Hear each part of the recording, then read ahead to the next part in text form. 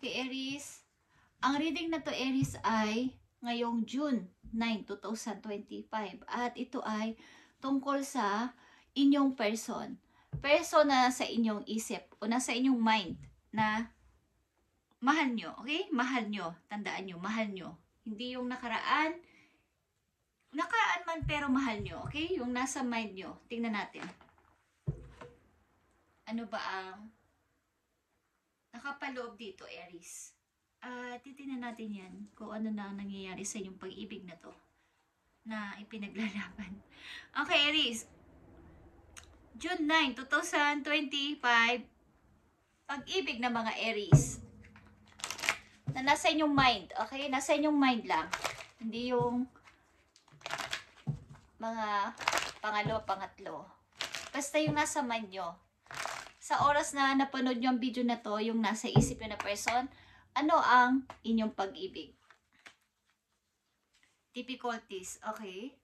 Ang pag-ibig na to ay puro selusan, guys. Ang pag-ibig na to na nasa inyong mind ay puro selusan at obstacle. Ito ay puro obstacle at napakahirap ay mag-success dito sa pag-ibig na to. Okay, Aries. Napakahirap ipaglaban sapagkat ito ay puro selos. Maaring may away-away din. At ano pa?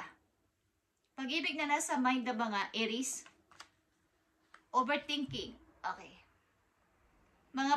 Nagpi-play na mga negative scenario sa inyong utak, nagki-create ng mga issue na hindi pa naman pwedeng, hindi pa naman nangyayari. O posibleng mangyari. O imposibleng mangyari. Kumbaga, wala kayong kasiguraduhan kung ito ay totoo o hindi. Parang nagpi-play lang sa inyong isip na baka ang boyfriend ko, baka ang girlfriend ko ay ganito na ang ginagawa sa akin. O ito ay overthinking. Okay, Aries? Sa mga Aries na nandito sa reading, about ito sa inyong person na nasa inyong mind. Tingnan natin. Isang-isa na lang na message dito. At ang person na nasa inyong mind ay inyong twin flame. This person is your mirror soul.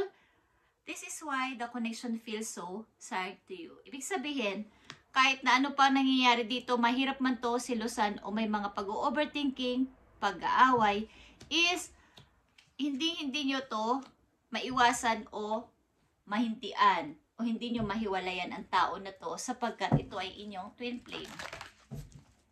Mirroring each other, ang inyong soul. Tingnan natin to, Aries. Pag-ibig ng mga Aries, June 9, 2025. Pag-ibig ng mga Aries, June 9, 2025. I need 3 messages dito. Nakapaloob dito sa mga unang message para sa inyo, ano ang inyong pag-ibig. Okay. Ito ay past life din, guys. Past life relationship. Kaya hindi nyo iwan-iwanan. Katulad ito ng soulmate, guys. Okay? Kayo ay nai-involve sa twin flame and soulmate.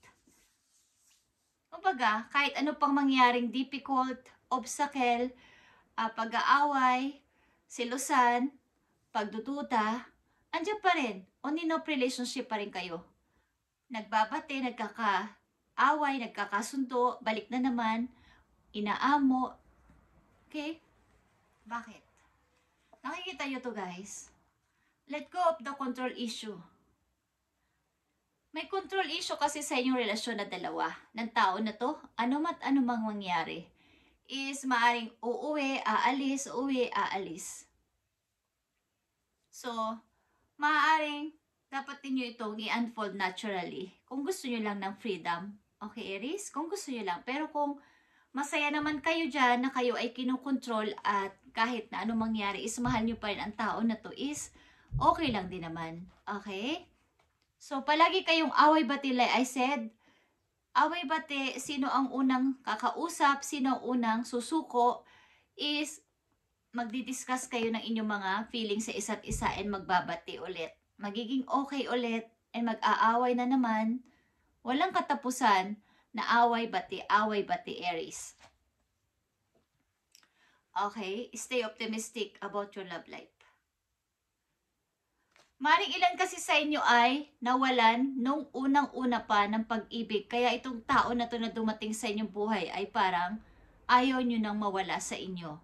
Maring literal na kayong nawalan or pumanaw ang inyong minamahal. So, dumating ang tao na to, kahit ano pang mangyari is ayaw nyong mawala ito. Takot kayong maiwan. Okay? Sa mga Aries na nandito sa reading, takot kayong maiwan muli. Okay, yun na ang ibig ko sabihin. Takot kayong mawalan ulit o maiwan mulit mag-isa sapagkat naranasan nyo ng iwan at iwanan ng literal. Okay. So, kahit ano pang mangyari is, andyan kayo at hindi sumusuko sa relasyon na to. At maaaring, kung naniniwala kayo sa reincarnation, guys, kasi kayo ay twin flame na, soulmate pa, is, at nandito ang past life relationship, maaaring ang tao na to na pumanaw, kung may pumanaw na mahal nyo sa buhay, na inyong minahal, ng lubos-lubos, ay nagbabalik para kayo ay balikan muli. At ituloy ang inyong naudlot na pag-ibig. Aries, tingnan natin ang message dito. Sa inyong pag-ibig na to, June 9, 2025. Para sa mga Aries.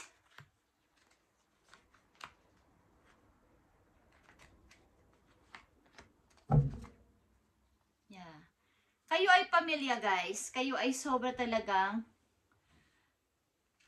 kumbaga, talagang kinasal kayo ng tao na to. Eight of Cups is here in reverse.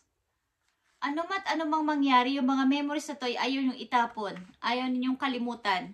Kumbaga, paulit at paulit-ulit nyo. Kumbaga sa pictures, sa mga diary, sa mga napuntahan yung place o what is, binabalik-balikan nyo, Aries, at ayaw nyong kalimutan, ayaw nyong itapon o iwaglit man lang. Okay, ang memories na to. Yeah, at may mga gusto man kayong gawin is hindi nyo magawa. Page of Wands, but hindi nyo magawa. Wala kayong, kumbaga, boring. Boring. Wala kayong passion na o desire. Yan, nakita nyo ang The Empress and Reverse. Ayaw ko na mag-restart. Wala na siya eh. Okay. Andito yung Chariot pero hindi kayo handa. Nakikita nyo tong dalawang to is nakaupo pa din. Ito man ay tupa. Dalawang tupa. Sa ibang message kasi ito ay nakatayo at handa na. Handa na mag-go. Handa na mag-move on. Pero nakikita nyo to, sinasabihan niya yung dalawang tupa na to na let's go na. Okay na. Go na tayo. Pero ayaw niya pang umalis. So kayo ay ayaw mag-let go. Ayaw niyong i-let go itong natapos na to. Ito man ay literal na pumanaw na tao sa buhay ninyo na inyong minahal o isang tao na iniwan kayo o iniwanan niyo. Ayaw niyong i-let go. Kaya ayaw niyong mag-restart. Sapagkat nga, minahal niyo to ng lubos-lubos. Okay? So na ano na mangyayari sa inyo, guys? Tingnan natin. Ayaw nyo mag-grow ulit sa buhay sapagkat nawala na kasi siya. Wala na akong gana pang mabuhay o mag-start ulit. Tingnan natin ang payo sa'yo, Aries. Kung ano ang mga paparating na message for you. Okay. Pagamat ganito ang inyong kaisipan, ano ba ang dapat ninyong gawin sa mga susunod na araw, buwan o taon para dito? Ano ba mga susunod na dapat yung gawin? Okay. May paparating na bagong tao sa buhay ninyo. Ito ay Lovers, Gemini energy. Ba't kayo ay takot umalis sa inyong sa boundaries ninyo? Takot kayo, guys. At talagang kayo ay naghihintay from someone. Kahit ito ay maaring literal na pumanaw na gusto nyo ng siya lang talaga. Yeah. King of Wands is here. Takot kayong mapasunod.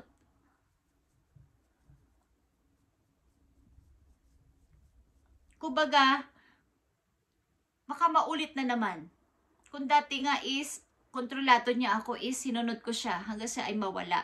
But, pag ako'y umibig muli, baka ako na naman ay mapasunod. Okay? Baka ako na naman yung masaktan. Masaktan na naman ako kapag nangyari to. Ay guys. Gusto nyong ibalik itong pag-ibig na to guys, kaya wala kayong gana sa kasalukuyan. Gusto nyong ibalik ito. Ito man ay inalisan kayo ng person na to at may naiwan sa inyong mga anak o anak is gusto ninyong ibalik ito. Itong pagsasama na to. Itong pamilya na to. Maaring may reunion kayong gagawin o pagkikita ng person na to at dahil sa bata. At maaring friends na kayo, kaya lang meron pa rin kirot, meron pa rin pag-ibig. Yeah, nakikita nyo ang two of swords. Kailangan nyo mag-decide, guys. Para maging the empress kayo, kasi ito ay naka-reverse, kailangan nyo mag-decide. The two of swords and reverse. Kailangan nyo nang tanggalin ang paring sa inyong mga mata para makita nyo ang truth na kailangan ko na mag-decide. Kailangan ko na magplano at lumakad. Kasi ito, nakaupo pa ito. Ayaw pang tumayo, ayaw pang mag-move on. Ayaw pang i-release ang past. So, kailangan sa mga darating na linggo, buwan o taon is maglakad na kayo, umayos na kayo. Mag-step na kayo. Magplano para sa inyong tagumpay. Ito ay Knight of Pentacles plan. To move forward para maghanap ng work, maghanap ng bagong tirahan para sa bagong buhay, bagong trabaho din, nalilipatan. Kailangan nyo na mag-move on, Aries. Huwag nang manatili dyan sa tapos na.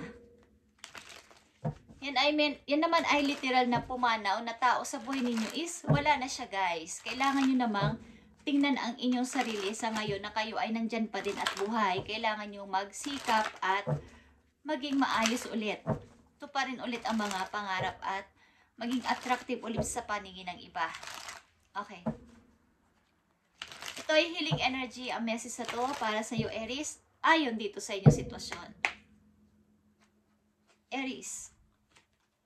Nandito ang attention, Aries. I am attentive to all that manifests within me. When negativity rises within me, I transform into light. Love and hope. My love for others is unconditional. I forgive. My desire to improve and constant. I am firm, brave, and hardworking. Okay.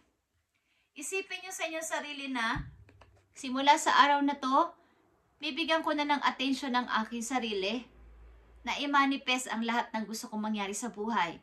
Ang mga negative ay aalisin ko na sa aking buhay. Tatransform ko ang sarili ko papunta sa light, love and hope.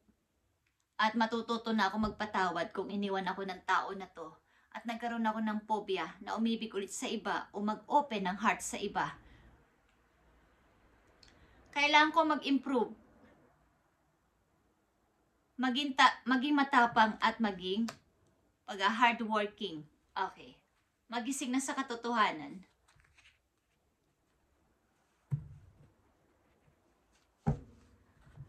Okay, Aries. Tingnan natin ang inyong mga susunod pang message dito. Kapag mga Aries na nandito ay nagkaroon ng phobia sa sarili na ito kasi yung itinatak sa aking isip ng aking nakarelasyon. So, wala akong tiwala sa sarili kong kakayanan at desisyon. Dito na lang ito hanggang sa ako'y tumanda. Hindi na ako mangangarap pa. Iniwan na rin lang ako ng mahal ko eh. So, dito na lang ako. So, mali yun, Aries. Mali yun. Okay? Dahil ang taong nang iwan sa'yo, ang taong iniwanan mo, ang taong umalis sa buhay mo ay nagpapatuloy sa buhay. Ikaw lang ang hindi. So, gusto mo ba yun na papag-iwanan ka? Siya ay nag-move on ng tuluyan, masaya na sa kanyang ginagawa sa ngayon. At ikaw ay nandyan at luhaan pa din at patuloy siyang iniisip. Mali yun, Aries. Okay? Magpatuloy ka at bumangon ulit. Nandito ang love life. Okay? Love life.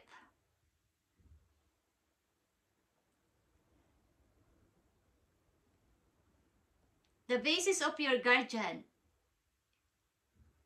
involves your romance life. When it's now changing for a better. Okay. Kumbaga mga guides nyo doon sa heaven, ang mga angels nyo ay Pagka, tinitingnan kayo mula sa itaas, sa langit, na si Aries ay nangangailangan ng bagong pag-ibig. Iga-guide kayo ng inyong mga angels na magkaroon ng bagong tao sa buhay ninyo kung kayo ay nararapat bigyan. Okay? Sapagkat, maaaring itong tao na to na nagdaan sa buhay ninyo ay hindi you deserve. Katulad na lang ng mga unang meses sa difficulties, overthinking at nandito din ang twin flame. Maaring ang tao na ibibigay sa inyo ng heaven ay yung karapat-dapat sa inyo, Aries. Okay, tingnan natin kung ano ang paparating na message sa inyo about dito sa pag-ibig na bago.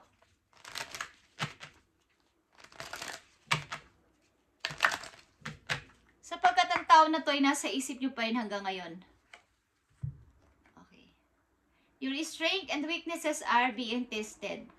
Tinetest kayo ng heaven sa inyong emotion, kung paano yung lakas at kahinaan nyo ay, kumbaga, paano ka masusubok about sa pag-ibig na to kapag ikaw ay pumasok ulit sa pag-ibig, bagong pag-ibig, kung hindi mo alam ang iyong kahinaan at kalakasan, Aries. Okay? Nakikita nyo bang obstacle dito? Looks for ways around the obstacle to find happiness. Kung makakasubok kayo ulit ng mga obstacle sa inyong relasyon, maghanap kayo ng way para ito ay yung obstacle ay mapalitan ng happiness. Kumbaga, bigyan ninyo ng solution ang inyong, kumbaga pareho kayong magbigay ng solution dito, hindi isa lang. Kaya nga partner kayo. Kailangan ay magkasama kayo sa lahat ng bagay. Kailangan dito ay pag-uusap kung ano ang nararamdaman ng isa. Hindi pwedeng sasarili ninyo ang inyong nararamdaman. Kaya, nangyayari dito, nagkakaroon ng paghihiwalay. Sapagkat kulang sa communication, Aries. Kulang sa communication ang inyong maaring kayo mismo. Hindi nyo sinasabi ang iyong toong feeling sa inyong karelasyon. Kaya nagkakaroon ng misunderstanding sa inyong relasyon. Nasasabihin, si Aries ay matago. Si Aries ay hindi honest. Sapagkat hindi nyo nga ino-open ang inyong feelings sa kanya. May masaktan man o wala, hanggat maaari, ang feelings nyo sa inyong partner ay sasabihin ninyo. Ano man ang mangyari. Huwag nyong sasabihin na baka siya ay magalit or what. Kailangan ay i-open. Walang hindi nagiging maayos sa pag-uusap ng masinsinan. Yung walang sigawan. Okay, Aries, tignan natin ang mga susunod pa message sa inyo sa darating na araw about sa inyong sitwasyon sa pag-ibig na to. I need lang ng 3 messages dito, Aries, para sa'yo. Yeah. Meron talaga dito magbabanding again. Ito ay naging isang pamilya kasi. So, magbabanding kayo guys, kakain with children. Okay? The Magician. Maaaring minamanifest mo tong pag-ibig na to o ang pamilya na to na magbalik ulit o maging okay again. Puro Pentacles. Okay. May mga usapin kasi kayo about issue sa pera. At the Lovers. Okay. At maaaring meron din ditong involved na ibang person bukod sa inyo o bukod sa kanya. So, tingnan natin to guys. About the Lovers.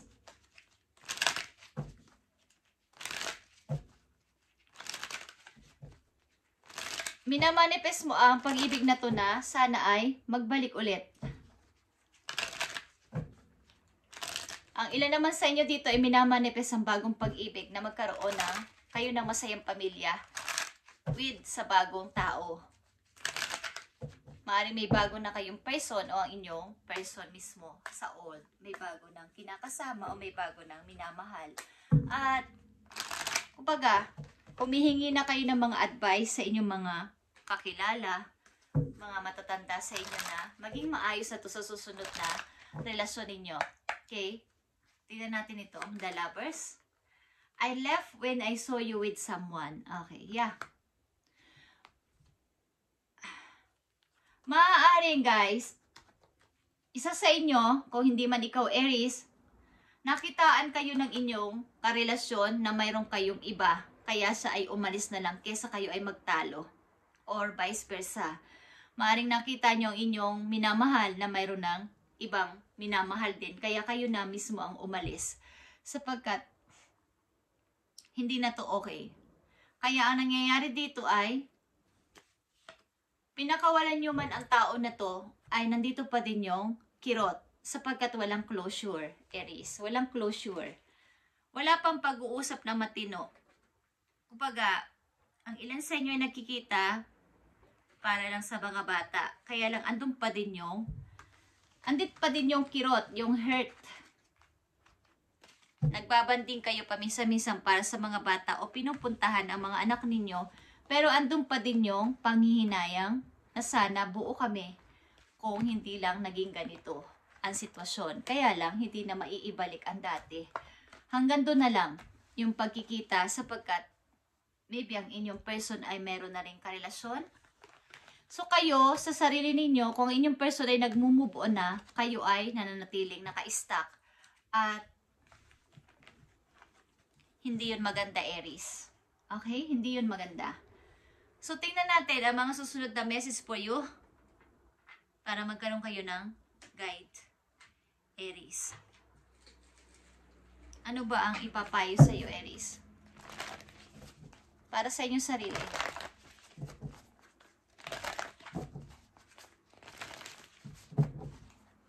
Anong ipapayo sa inyo para sa inyong sarili mismo? Hindi kasama dito ang old and new na person para sa inyo. Okay. Para sa inyo, rainbow blessing is here. Blessings are showering your life. At ano pa ang maiipayo sa inyo guys ng inyong mga guidance. Mag-umpisa na kayong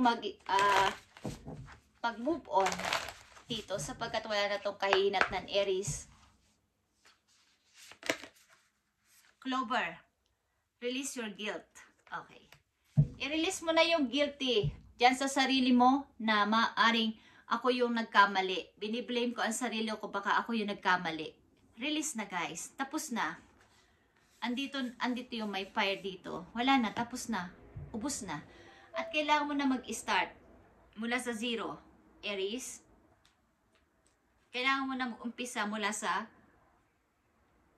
zero.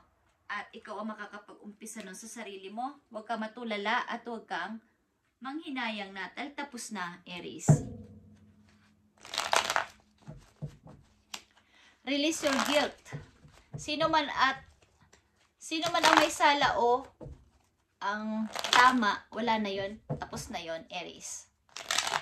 Ang mahalaga ay yung ngayon. Hindi ko alam kung ilan sa inyo ay nagkaroon ng kaibigan na nagtaksil sa inyo o nagtaksil kayo sa inyong kaibigan. Okay. So, tingnan natin. 3 message dito na mahalaga sa inyo sa kasalukuyan papunta sa future, Aries. Yeah. May planong isang tao dito na maghandog sa inyo ng bagong pasimula. Plano guys, restart with him or with her. Nakikita nyo yan. Plano ng person dito na maghandog sa inyo ng bagong pasimula. New energy din ito. New person. At ito ay mapupunta sa pagpapakasal guys. Okay? Aries, huwag ka na malungkot at huwag ka na mag-worry sapagkat tapos na yan. Okay? Huwag ka na mag-guilty. Kung ano man ang kainahinat na nito. Maaring ilan sa inyo ay umibisita ang tao na to dahil sa mga anak. But andun pa din yung hurt. Andun pa din yung kirot sa puso ninyo. But tapos na yon. Tama na yung pag-iisip about doon. At maaring pinakawalan nyo na to. Pakakawalan nyo na ng natural sapagkat ito ay may control issue talaga. Kaya lang ay ang ilan sa inyo ay naka-stuck pa din dito. Okay? Ito ay maaaring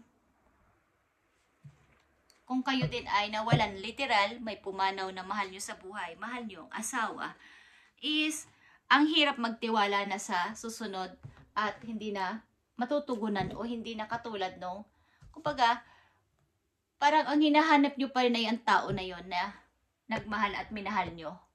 nung panahon na yon. Kaya lang ay wala na siya, guys. Kailangan nyo nang itutok ang sarili nyo sa realidad. Kung ito man ay ayaw nang umibig, magpatuloy kayo sa buhay na maging masaya at mag-enjoy sa buhay. Kung kayo ay sumasali o nasa mga missionary na activities o sumasali kayo sa mga organization, is ipagpatuloy nyo to sapagkat ito ay pagmumula ng inyong pag-angat sa buhay. Kumbaga sa inyong self-confidence nyo. Okay? At kumbaga, mo kayong manatili na kayo ay nandoon lang, ayaw nyo lumabas, nakaka-boring, tama na, ayoko na. Hindi lang naman ang buhay ng tao ay umiikot sa kung wala kang pag-ibig. Kasabihan lang yun, okay? Kung wala kang pag-ibig ay malungkot ka na raw, hindi dun umiikot yun, guys. Okay? Pag-ibig din sa sarili is needed. Okay, Aries? Thank you and God bless sa inyong lahat, guys. At ito ang inyong reading about sa tao na nasa inyong mind ngayon sa kasalukuyan. Thank you and God bless, Aries.